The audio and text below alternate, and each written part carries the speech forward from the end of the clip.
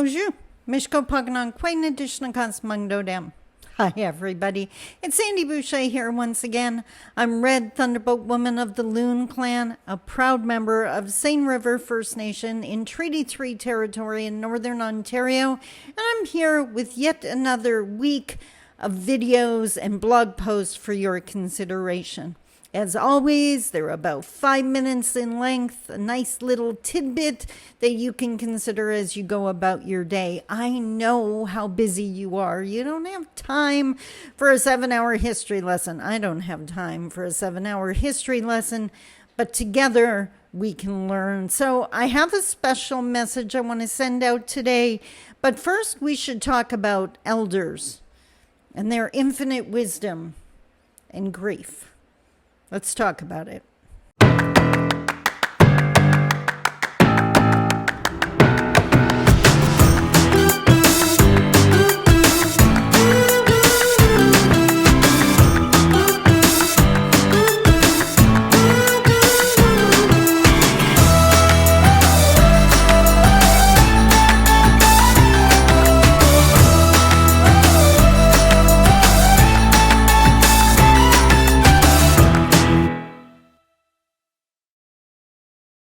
Hello again. So as I mentioned, I wanted to talk about elders and grieving today, but first I really just needed to send out a huge chimigwich, which is a huge thank you to you for watching this video.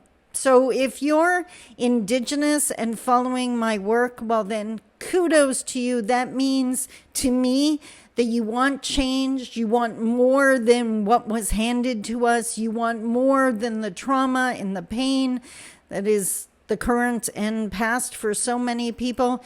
You want to heal, you want to grow, you want to become everything you were meant to be, everything Creator designed you to be, and I love that you're here. And if you're non-Indigenous, well then you're my fuel, because we can't reconcile if non-Indigenous isn't even going to hear us. So if you're here taking in this message, know that I appreciate you. Now, as I've mentioned 100 times in my videos, I am 59 years old, or as an acquaintance of mine said, I'm bumping 60. I kind of love that. I don't know why. It just amuses me. But I can remember back to a time when my mom was in her early 70s. And at that time, she was working at a senior center, a volunteer drop-in center for senior citizens. And I swear from my perspective, it was like every week she was saying goodbye to another friend, that she seemed to be in this perpetual state of grieving. And at one point I shared with her how I was really concerned about her and this fact, and that maybe she should consider working somewhere else or volunteering somewhere else.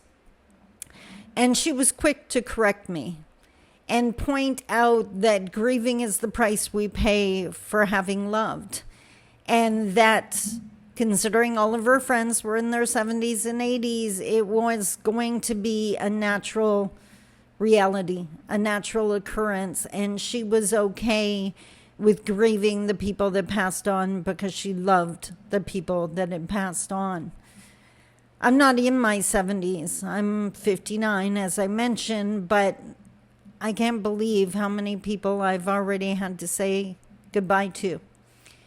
And contrary to non-Indigenous perspective, it's losing the elders that always takes me out at my knees, and I'm going to try not to make myself cry. Because, and it's the stereotype, but it's also incredibly true, that our elders are so often so wise and carry so much wisdom, and it's like a museum burns down when we lose one. And that got me thinking that maybe the fact that so many don't make it to that age, that older age, maybe that's why the elders are so wise, because they're carrying the stories and the teachings and the examples and the history of all of the people they have loved who have gone on. that they are this museum of knowledge, and they carry it so humbly and so beautifully. So as we continue on our path and have to say goodbye to loved ones, I guess what I'm encouraging you to do today is to hang on to their lessons. Forgive the shortcomings. Take the lessons, leave the rest. None of us are perfect. There is no sense sitting in judgment. Glass houses, anyone? Forgive them for all the things they didn't get to heal from. If you come next, that's your opportunity now, your chance.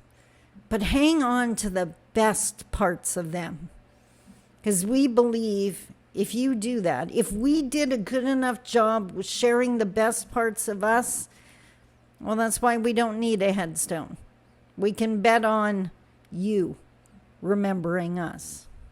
I hope that made sense. I hope that resonated. As always, comment below. Let me know what you thought. Send me an email if you're confused or have a question. Until tomorrow, we have an amazing week ahead of us. I love you. Take care. Bye-bye.